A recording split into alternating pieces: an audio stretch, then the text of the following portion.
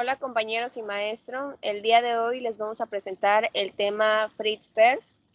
El equipo está compuesto por Ana Belén Palacio, Yasmin Miveros, Jacibe Báez y su servidora Alondra Díaz.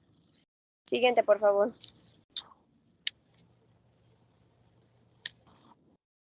En esta parte les estamos presentando lo que es el mapa conceptual de todos los temas que serán abordados. Siguiente, por favor.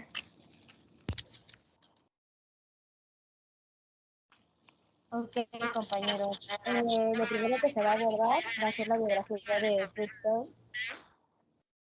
Fue un neuropsiquiatra y psicoanalista que nació el 8 de julio de 1993 en Berlín, Alemania.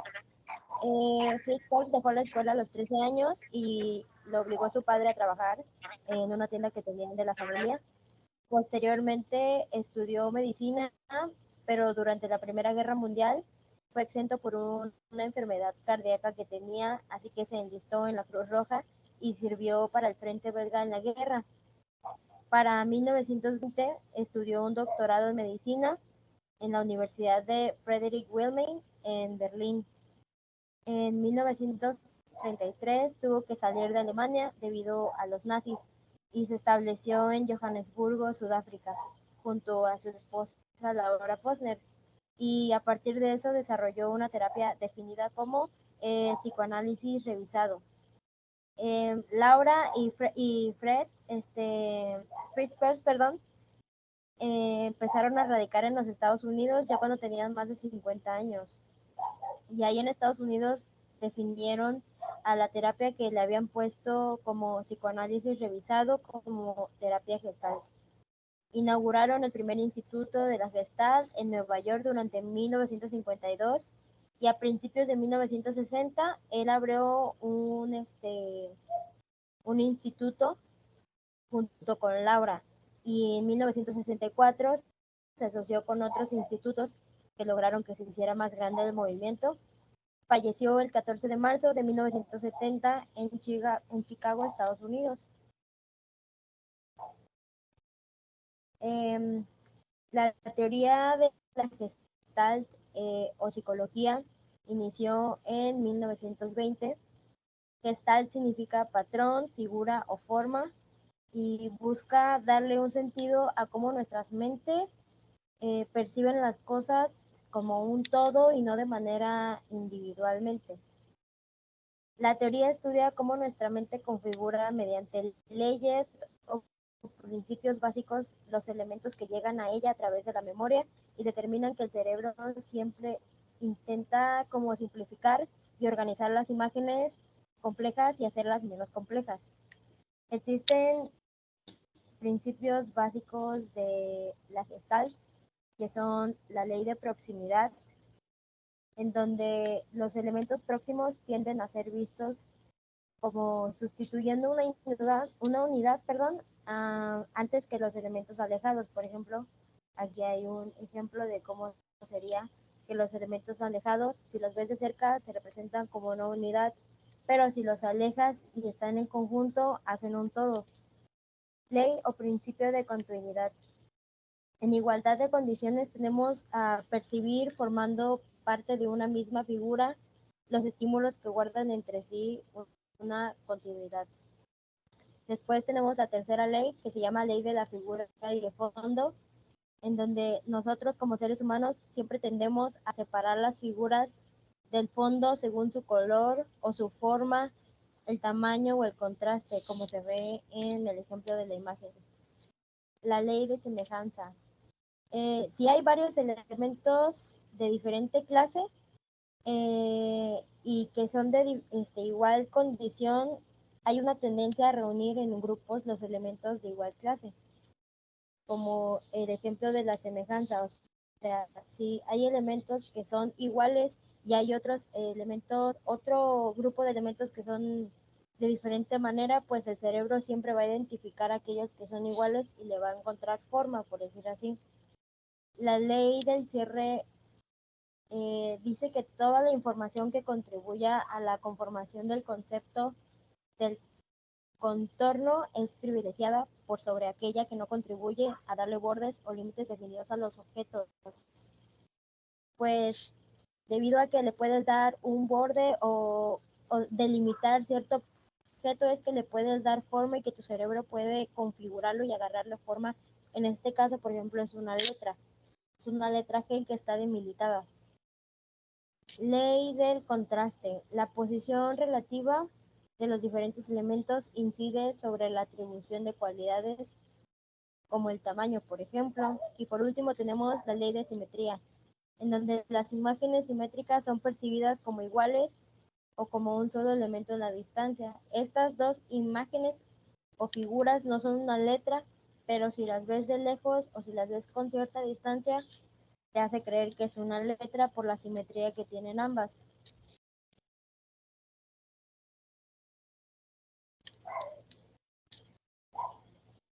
Hola, buenas noches. Bueno, yo les voy a explicar sobre el tema de self. Bueno, este se refiere a las creencias, conceptos y representaciones subjetivas que tiene la persona de sí misma.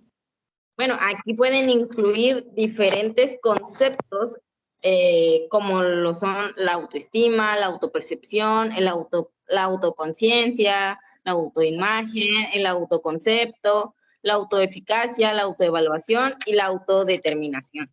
El self se refiere al grado de conciencia que tenemos sobre nosotros mismos y de la integración de nuestros diferentes procesos cognitivos. La siguiente, por favor. Después vamos a abordar sobre qué es la terapia de Gestalt. A diferencia de qué es la teoría, la Gestalt es una terapia psicológica humanista que busca desarrollar el potencial de la mente humana y sobre todo el crecimiento personal. Se desarrolló en Nueva York por completo en 1951 con la ayuda de Gottman y Hefferlein junto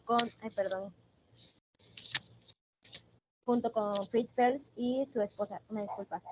Se trata de una forma de psicoterapia utilizada para tratar diversos trastornos psicológicos y emocionales y de esta manera acercarte a conceptos que existen en la conciencia como la autorrealización, el desarrollo personal y la autoestima.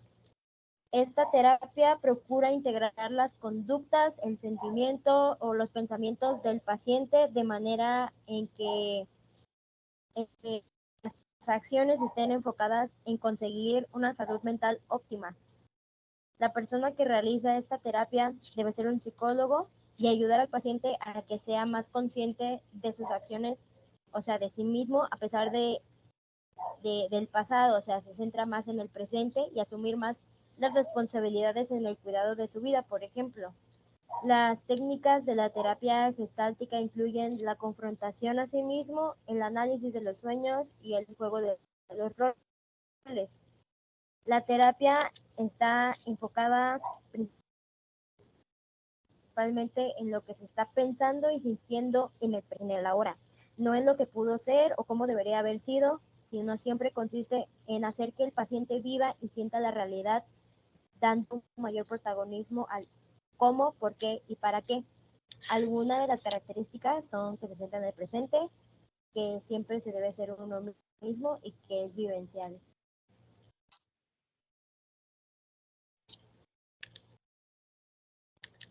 Bueno, a continuación se les hablará sobre la oración gestal. Bueno, esta dice: yo hago lo mío, tú haces lo tuyo, no estoy en este mundo para llenar tus expectativas y tú no estás en este mundo para llenar las mías. Si tú eres tú, yo soy yo, y si por casualidad nos encontramos es hermoso, y si no, no puede remediarse. Bueno, esta oración fue creada por Peirce y es considerada como para ayudar a 1000 conflictos que tenga una persona. De hecho, en lo personal, cuando yo lo leí, fue lo primero que se me vino a la mente, que esa oración como que entra en cualquier aspecto que uno pueda vivir, haciendo referencia a que primero estoy yo. Y ya indagando más, me llamó la atención porque dice que es una invitación al egotismo. El egotismo significa que es cuando un afán de pensar en sí mismo.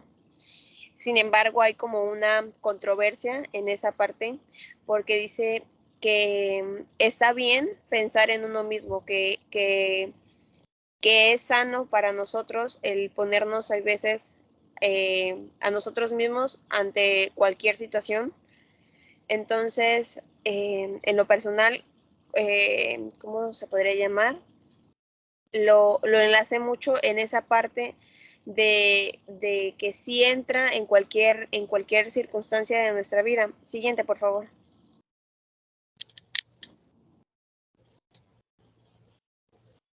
Bueno, la interpretación de los sueños. Esta es caracterizada como si fuera un mensaje existencial. Más que nada, se menciona que es como si fuera una situación inconclusa, un deseo, una profecía. Sin embargo, es más que nada ¿cómo se llama? Un mensaje existencial, como lo mencioné. Este mensaje se supone que es para ti mismo, de ti mismo para ti mismo. Es decir, todos aquellos sueños que nosotros tenemos hace referencia a que a lo mejor tenemos algo inconcluso, algo que nos ha marcado, algo que de una u otra forma está presente y en la parte hace referencia a traerlo de vuelta. Siguiente, por favor.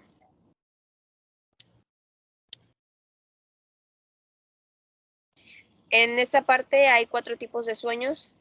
El sueño recurrente es la temática de la misma que se enfoca en uno mismo, que varía. Se manifiesta como un sueño incompleto, un sueño que intenta dar una solución. El segundo hace referencia a las pesadillas, son las frustraciones que tiene uno mismo. El cuarto son los sueños retroflectivos, que manifiestan un proceso un proceso terapéutico, donde menciona que el paciente ha guardado ciertas expresiones. El cuarto, que son los sueños actuales, que son los, ¿cómo llamarlos? Los acontecimientos más actuales que hemos estado viviendo y que de una u otra forma están recapitulando en nuestro subconsciente. Cabe mencionar disculpen, cabe mencionar que la interpretación de los sueños también fue enfocada en Freud, en su terapia de los sueños que menciona. Siguiente, por favor.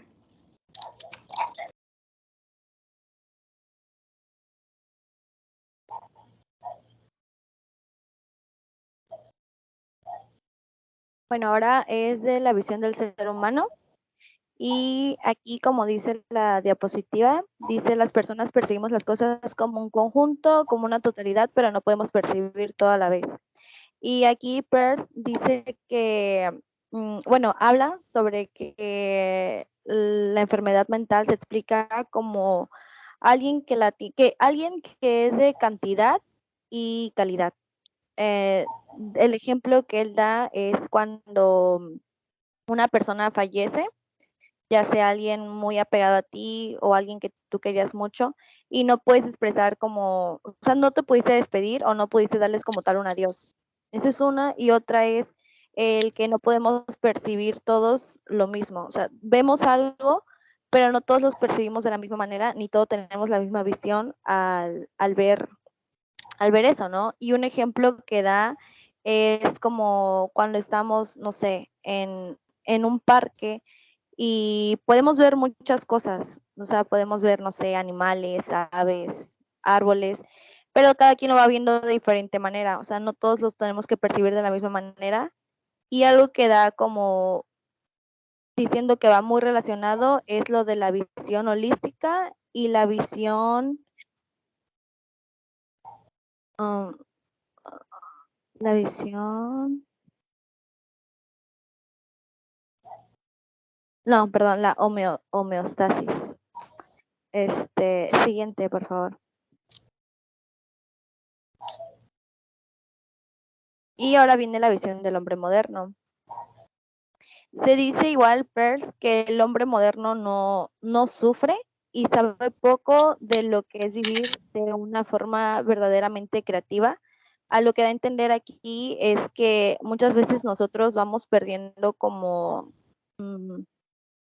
todo eso que se daba antes, lo vamos perdiendo poco a poco y ya no vemos las cosas de la misma manera, ya no tenemos las mismas emociones y parece como si las cosas las hiciéramos ya, pues como obligadamente, como si fuera una rutina. O sea, como ya sé lo que tengo que hacer, lo hago, pero sin emoción alguna. O sea, es como que no doy a demostrar mi emoción ni nada de eso. Entonces habla que nosotros, los humanos, vivimos sin alguna excitación, sin alguna emoción. Es solamente como el pasarla bien en el momento, pero no disfrutarlo del todo, como se debería disfrutar.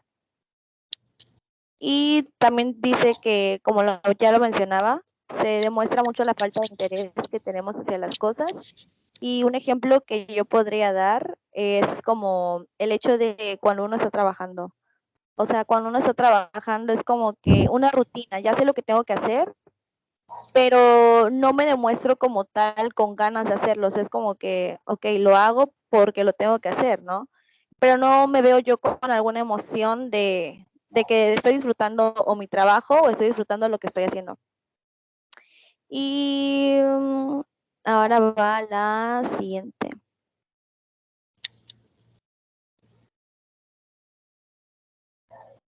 Y ahora va el darse cuenta. Y aquí es donde es la terapia gestal. Es entre darse cuenta del aquí y del ahora.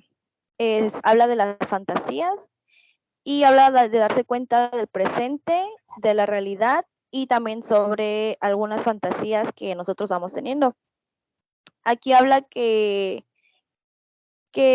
tiene como base la tesis de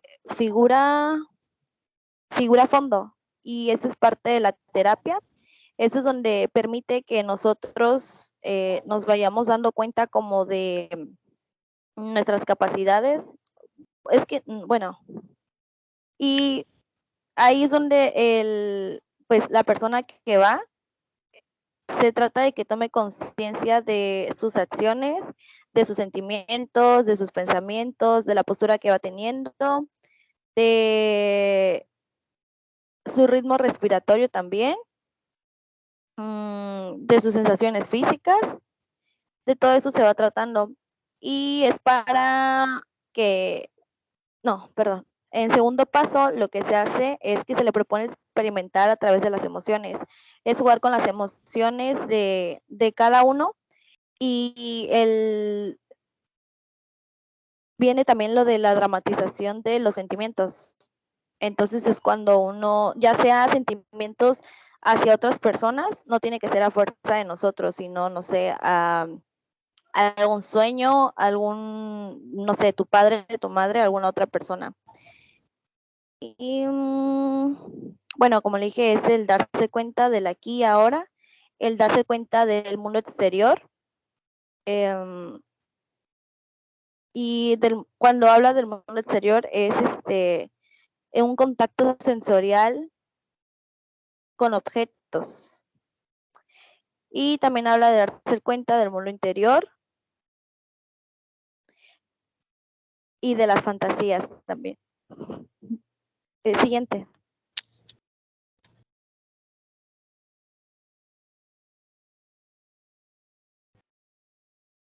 Siguen las capas o extractos de la neurosis.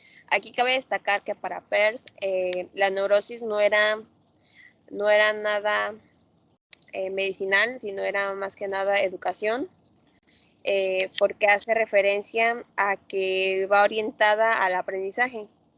Siguiente, por favor.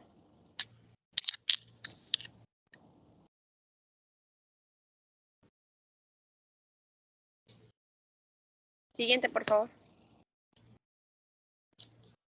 Perdón, es que no lo cambié.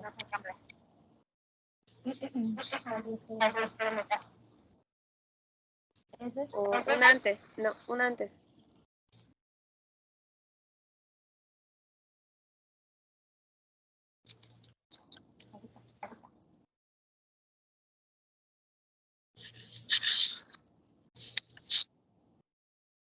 Ahí está.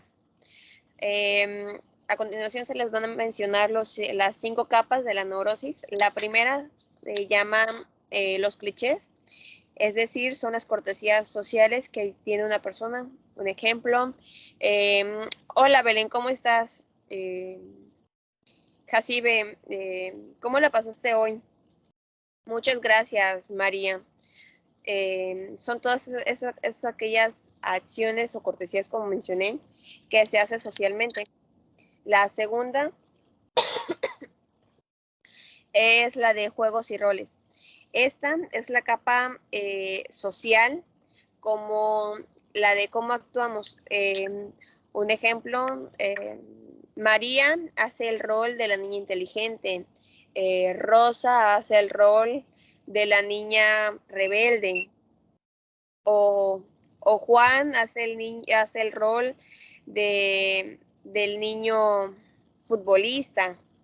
Son todos aquellos roles que empezamos a hacer nuestros para entrar en esa sociedad, referir como personas que ¿cómo llamarlo?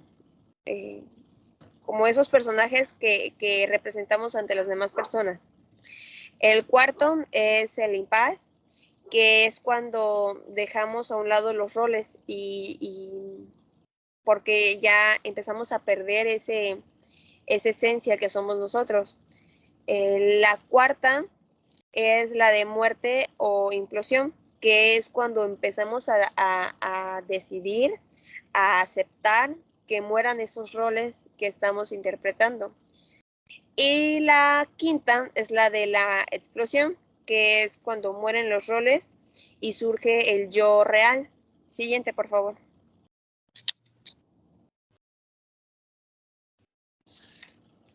Bueno, en la autoconciencia, ya mi compañera Yasmín mencionó lo que es el self, y entre esos aspectos que venía del self viene la autoconciencia. La autoconciencia prácticamente habla del presente. Es decir, vivir en el ahora, vivir en el momento, no enfocarse en el pasado, no enfocarse en el presente.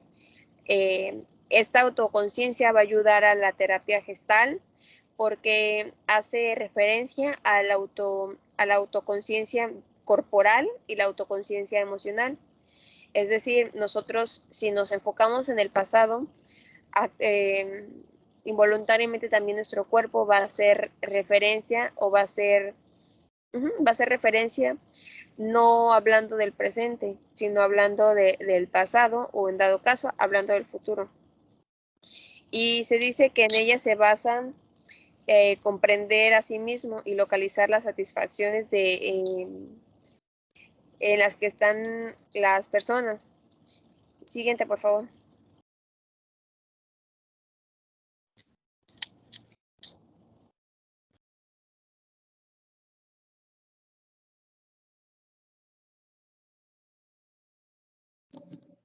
Bueno, proseguimos con el tema de autointerrupciones o mecanismos de defensa.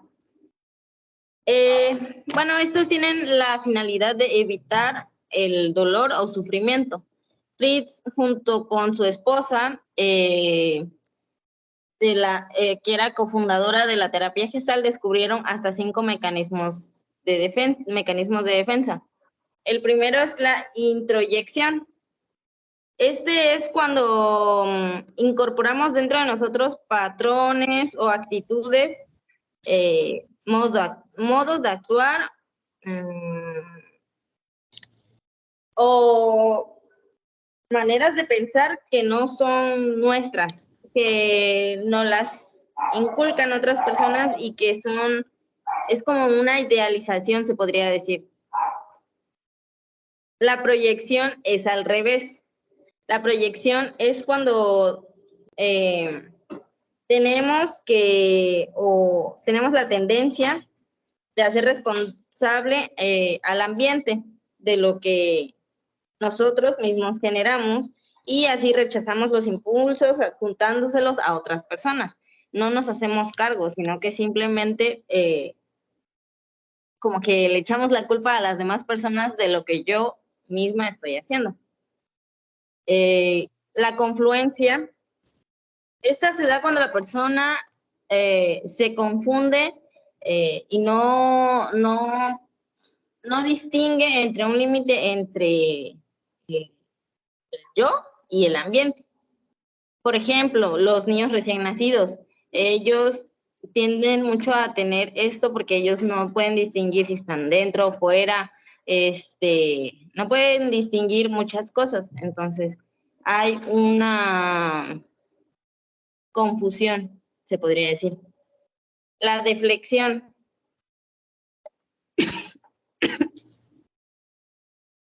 La deflexión aquí es cuando, por eso es cuando la persona tiene.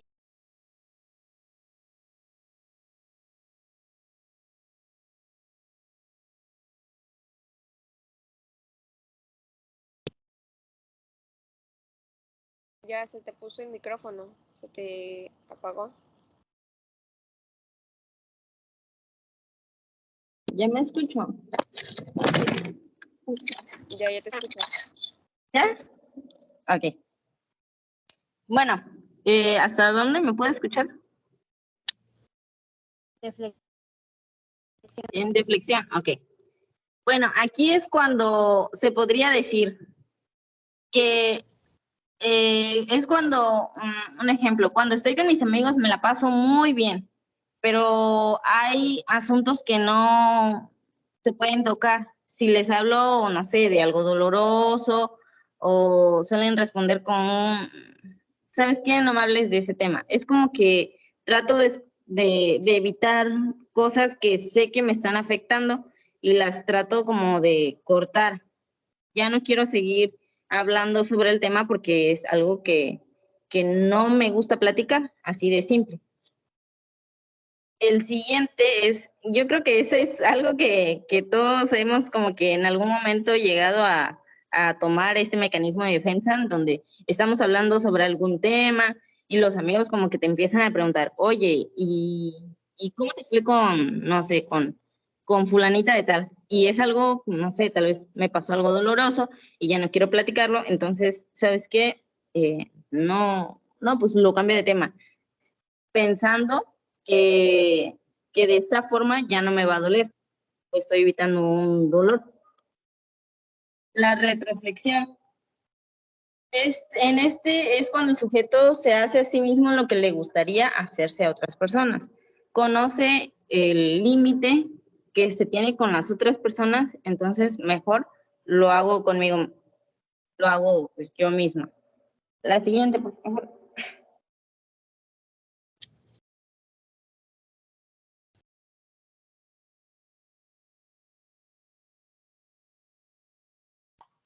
Ok, en esta es el ciclo de la experiencia. El ciclo de la experiencia, en este se busca reducir la manera en que la persona realiza contacto consigo mismo y con el medio ambiente en el cual se desenvuelve. Así se le llama al proceso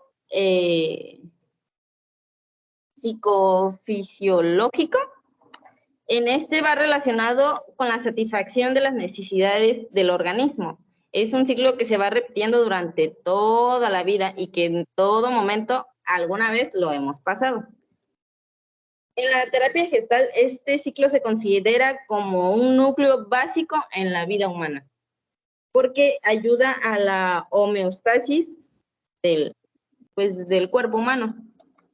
Este ciclo busca reducir la manera en que la persona realiza contacto con el medio ambiente en el que se desenvuelve, y así va, se podría decir que se relaciona con las necesidades que van surgiendo y la satisfacción de ellas. Es un ciclo, así como lo vemos aquí en la imagen. El primero es el reposo.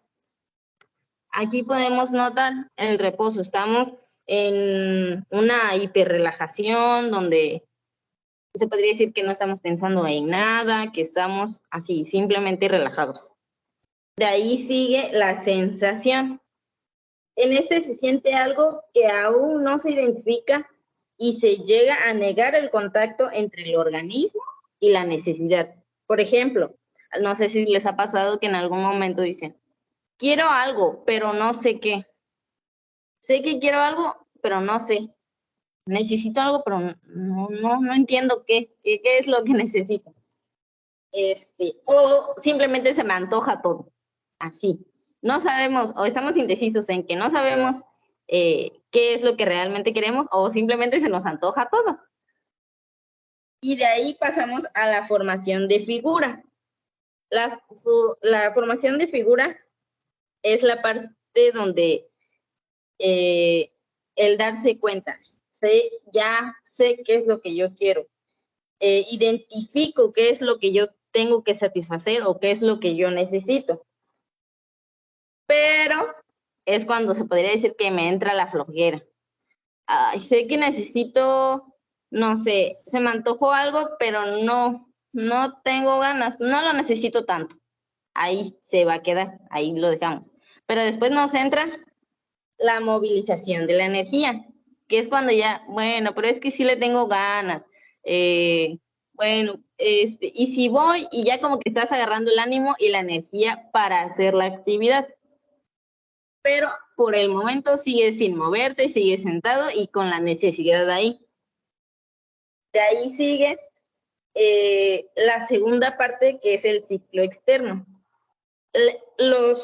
El reposo, la sensación, la formación de figura y la movilización de energía son parte de un ciclo interno, que es algo que yo sé que necesito, pero lo tengo aquí adentro y ya, hasta ahí se queda. Pero el ciclo externo ya es parte de la acción y el contacto. La acción es cuando ya tenemos la energía y ya nos paramos, buscamos el dinero y ya nos vamos caminando hasta la tiendita, ya tomamos lo que se nos antojó o lo que queríamos, o buscamos satisfacer la parte en donde ya me estoy en busca de mi satisfacción. Y el contacto es la parte en donde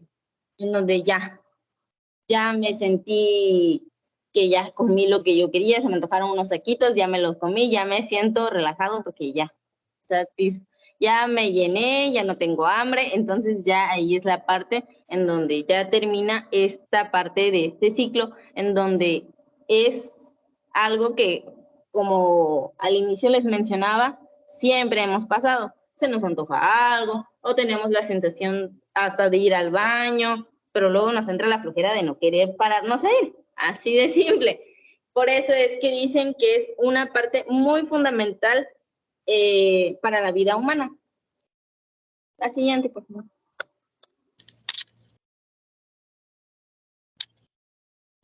Bueno, esto sería todo de nuestra parte. Y creo que es todo. Muchas gracias por su atención. Ya, Jacibe.